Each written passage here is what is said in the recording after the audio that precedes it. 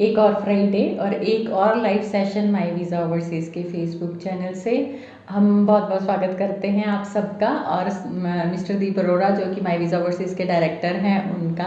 और हमेशा की तरह एक और हम टॉपिक लेकर आए हैं जो हम डे टू डे लाइफ में देखते हैं, काम करते हैं। तो हमारे सामने जो कुछ चैलेंजेस आते हैं उन्हीं से रिलेटेड हम टॉपिक लेते हैं, जैसे कि आप सबको पता ही है। और आपके कुछ फीडबैक्स आते हैं जिसके ऊपर हमारे जो टॉपिक्स हैं वो बेस्ड होते हैं।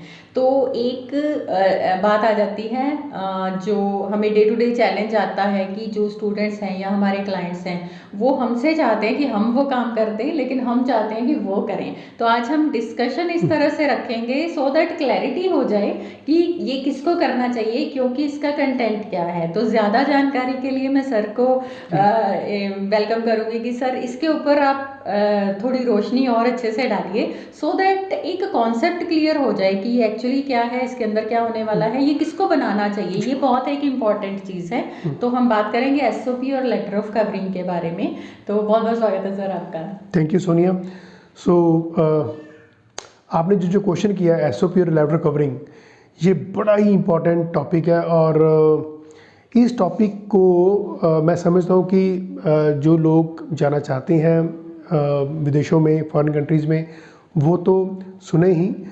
जो नहीं भी जाना चाहते, जिनका अभी उनका माइंड नहीं है बट आगे उनका माइंड बन सकता है, उनको भी ये सुनना चाहिए ताकि वो इस पॉइंट पे कभी गलती ना करें। जी बिल्कुल। और नॉलेज कभी वेस्ट नहीं जाती। Exactly. अगर आपको एडवांस में चीज़ें पता हैं तो वो आपके लिए अच्छा ही है। बिल्कुल। तो जैसे सोनिया बहुत हार्ड वर्क करती हैं, टॉपिक्स को बहुत चुन चुन के टॉपिक्स लाते हैं आपके लिए और आपकी एजुकेशन के लिए, आपकी अवेयरनेस के लिए मुझसे भी बात करते रहते हैं कि कैसे हम एजुकेट करें। तो आज का जो टॉपिक एसओपी और लेटर ऑफ कवरिंग का है, तो पहले मैं बताना चाहूँगा कि माई वीज़ा ओवरसीज़ गुमार मंडी लुधियाना से ऑपरेट कर रहा है और 10 to 6 हमारा ऑफिस होता है। कभी भी आपने हमारे पास आना हो, एक बार आप अपॉइंटमेंट ले लें ताकि आपको कोई दिक्कत ना आए। और 9815873700 पे आप कॉल करके अपॉइंटमेंट ले सकते हैं। सेकंड ऑफिस हमारा श्रीगंगानगर में है, वहाँ पर मिस्टर सिकंदर ऑपरेट कर रहे हैं और किसी भी किस्म की आपको वहाँ से कोई क्वेरी लेनी हो तो उनको भी आप कॉल कर सकते हैं। बात करते हैं बड़ी इंपॉर्टेंट टॉपिक पे कि एसओपी और लेटर ऑफ कवरिंग कैसे तैयार करें। अब कैसे तैयार करने से पहले पहला क्वेश्चन ये है कि इसका डिफ्रेंशिएशन क्या है, इसका आपस में फ़र्क क्या है। एसओपी जो स्टेटमेंट ऑफ पर्पस है, ये यूज़ होती है स्टडी परमिट के लिए, जहाँ पर आपने स्टडी वीज़ा पे जाना है। लेटर ऑफ कवरिंग जो है वो चलती है आपकी टूरिस्ट वीज़ा पे या आपकी विजिटर वीज़ा पे, या कोई आपको स्पॉन्सर आया है उस पर, या वर्क परमिट पे। तो हमने दोनों टॉपिक्स पे बात करेंगे। एसओपी पे बात करना बहुत ज़रूरी है क्योंकि जैसे सोनिया ने कहा कि मैक्सिमम जो स्टूडेंट हैं वो यही कहते हैं कि सर आप बना दो। ये सबसे बड़ी प्रॉब्लम आती है कि सर एसओपी तो आप ही बनाओगे ना। हम एसओपी कभी बनाएंगे नहीं है, हम खुले कह देते हैं कि एसओपी कभी नहीं बनाएंगे। क्यों? क्योंकि एसओपी आपको रिप्रेजेंट करती है और यदि आपको जो आपने लिखा है वो आपको मालूम होना चाहिए कि क्या लिखा आपने। हमने लिख के दे दिया और आपको मालूम नहीं है और इमिग्रेशन ऑफिसर ने आपसे पूछ लिया, तो फिर आपको डिपोर्ट होना पड़ेगा, आपको वापस आना पड़ेगा। ये बड़ा एक बिटर ट्रुथ है जो आपको एक्सेप्ट करना पड़ेगा। तो ये ऐसा ना हो तो सबसे पहला पॉइंट ये है कि एसओपी खुद बनाइए।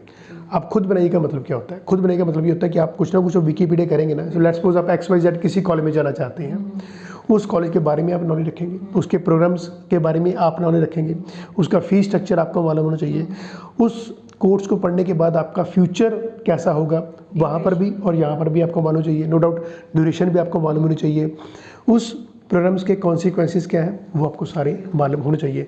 अब ये चीज़ें हमें तो मालूम है ही ऑलरेडी, हम तो कई सालों से काम कर रहे हैं, बट हाँ इंटरव्यू भी हो सकती है या आपने सपोज वीज़ा ऑफिसर को एक आपने रिप्रेजेंट करना है अपने एसओपी के थ्रू कि ये मुझे मालूम है, ये मेरे फ्यूचर प्लान है, ये मेरा एक्सप्रेशन ऑफ इंटरेस्ट है, मैं पढ़ने के बाद अपनी होम कंट्री वापस आके यहाँ पर कोई जॉब करूँगा या मैं कोई बिजनेस करूँगा।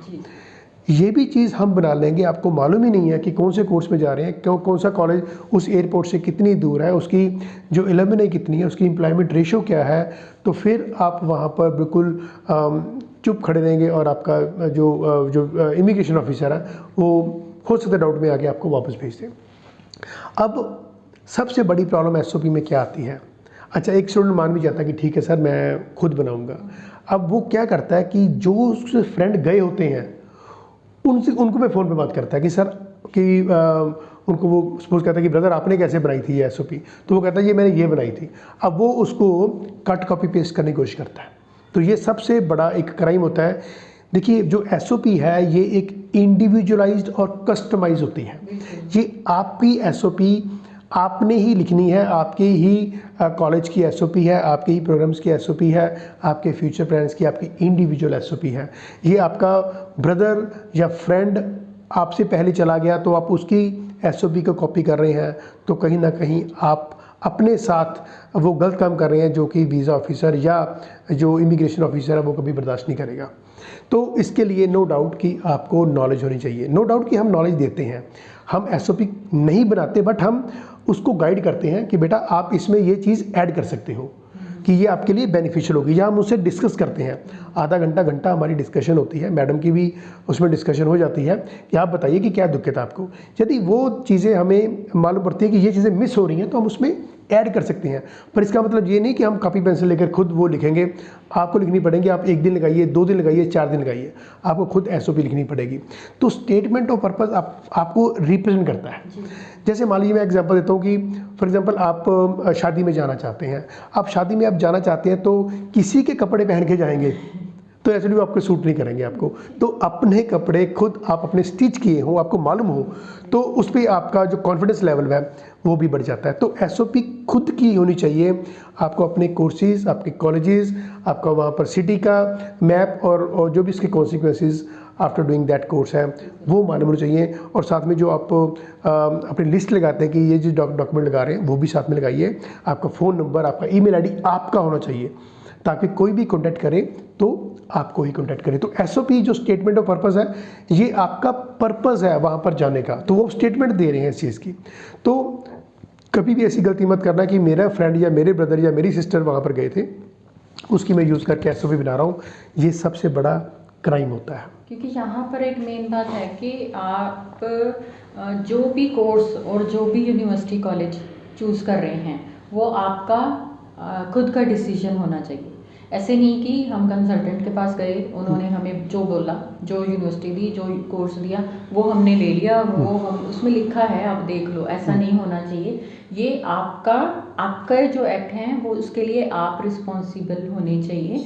आपको पता होना चाहिए आपने कौन सा कोर्स लिया है, क्या ड्यूरेशन, और जो सर ने बताया है वो सारी डिटेल, और आपकी इंटेंशंस कि आपने वो कोर्स को क्यों लिया है। बिल्कुल, ये बहुत बड़ी बात है। So that आपको पता हो कि आपके फ्यूचर प्लान्स क्या हैं। आप उसमें वो भी मेंशन करते हैं कि आप ये कोर्स को क्यों चूज कर रहे हैं, क्योंकि आप इसमें अपना फ्यूचर देखते हैं। एग्जैक्टली, है ना? बिल्कुल। और दूसरे का फ्यूचर, दूसरे के ड्रीम्स आपके ड्रीम्स नहीं हो सकते, वो आपके ड्रीम्स हैं। तो आपने उसको बताना है कि मेरा ये ड्रीम है, ये मैं ऐसे ऐसे पढ़ के वापस आऊँगा। तो आपका एक्सप्रेशन ऑफ इंटरेस्ट हमेशा वापस आने का होना चाहिए। जितने भी रिफ्यूजल्स लगते हैं ये एक मेजर पार्ट है। हाँ, इसमें 2 रिफ्यूजल्स, 2 लाइनें तो कॉमन लिखी होती हैं। पहला तो कि एक्सप्रेशन ऑफ इंटरेस्ट, आप वापस नहीं आएंगे। दूसरा, इंटरेस्ट आपके पास पैसा नहीं है। तो ये दोनों चीज़ों पे मतलब फाइनेंशियल आप साउंड नहीं हो या आप स्ट्रॉन्ग नहीं हो या आपके फाइनेंशियल क्रेडेंशियल्स हमें मोटिवेट नहीं कर रहे आपको उस कंट्री में लाने के लिए। तो स्टेटमेंट पर्पस जितने भी कंट्री जैसे Canada, Australia, New Zealand, US, UK, जितने भी कंट्री में जाते हो स्टेटमेंट पर्पस तो लगनी है। तो आपको मालूम होना चाहिए कि ये स्टेटमेंट पर्पस है, कैसे बनानी है। वो हम गाइड कर सकते हैं, गाइडेंस हो सकती है, बट कंटेंट्स आपके होंगे। ऑब्वियसली हम डे 1 से एंड तक, जब तक आप पहुंच नहीं जाते हैं या उसके बाद भी हम आपके साथ हैं, आपको पूरा गाइड करते हैं। लेकिन कंटेंट आपका होना चाहिए, इंटेंशंस आपकी हैं, फ्यूचर प्लान्स आपके हैं, ऑब्वियसली आपकी रिस्पॉन्सिबिलिटीज़ हैं जो आप वापस आओगे, हम गाइड ही करेंगे, है ना? हाँ बिल्कुल ठीक है जी। क्योंकि कई स्टूडेंट हो सकता है नाराज़ हो जाते हैं, कई पेरेंट्स नाराज़ होते हैं कि सर आप बिल्कुल ना कर दिया, आपने ये क्यों कर दिया। हमें कॉन्सिक्वेंस मालूम होते हैं।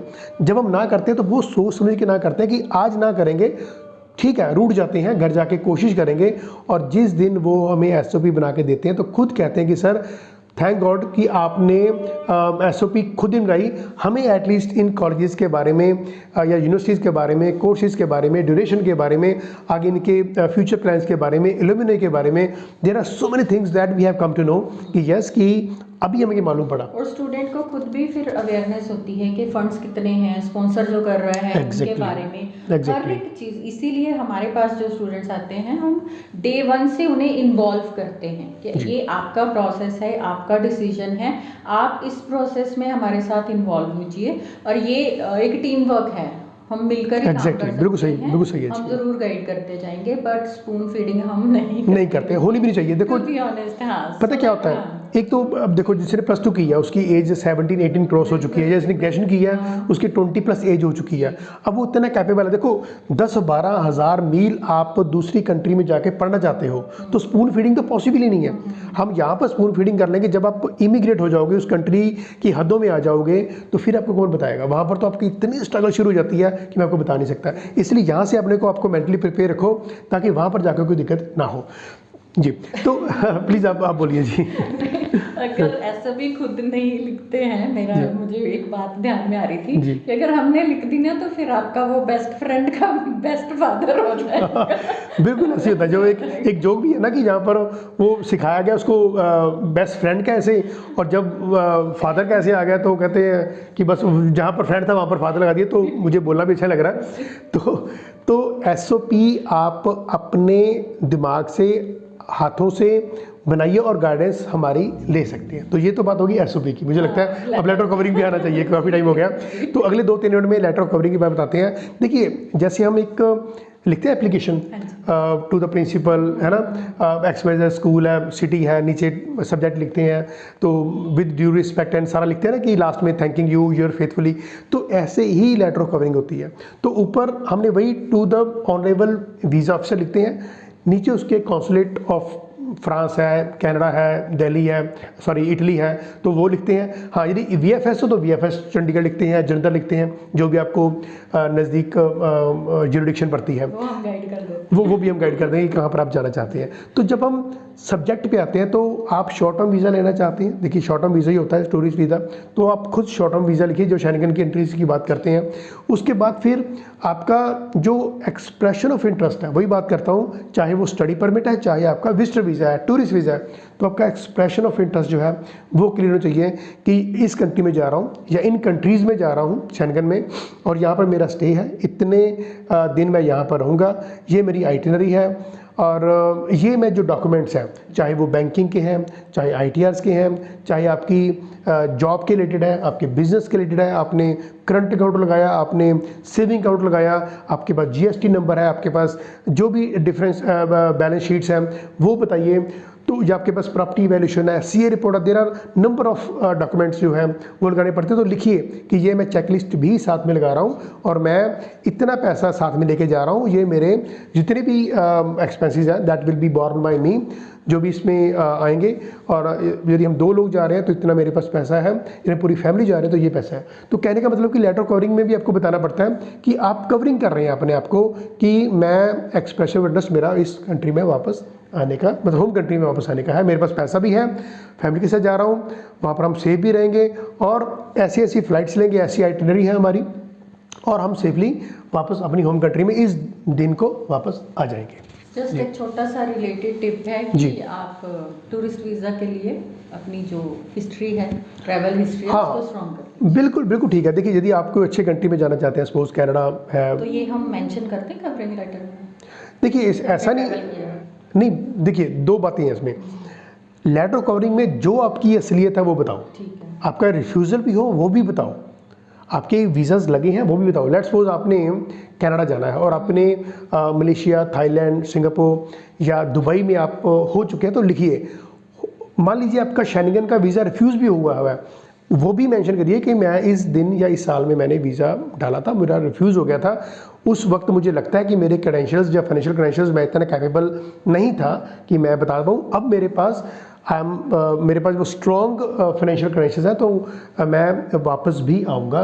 तो वो आपको सारा बताना पड़ता है, तो जो भी है सच बोलना होता है जी। SOP में भी मेंशन करना होता है स्टूडेंट ने कि मेरे कुछ रिफ्यूज़ल आए हैं। देखिए SOP में आपकी इसमें चॉइस आपकी हो सकती है कि SOP में आप रिफ्यूज़ल डालना चाहते हैं। क्यों, इसका रीज़न क्या है, क्योंकि जब आप फॉर्म भरते हैं तो उसमें एक अलग कॉलम होता है कि आपने जिस कंट्री से रिफ्यूज़ल हुई तो उसका डेट और ईयर्स डालिए, और उसका जो कोई रीज़न दिया हुआ वो भी डालिए। तो आपने ऑलरेडी उसमें मेंशन किया होता है, जो अपने फॉर्म भरा होता है, तो उसमें आप एसओपी में ना भी लिखें, कोई दिक्कत नहीं, पर लेटर ऑफ कवरिंग में जरूर लिखिए आप जी।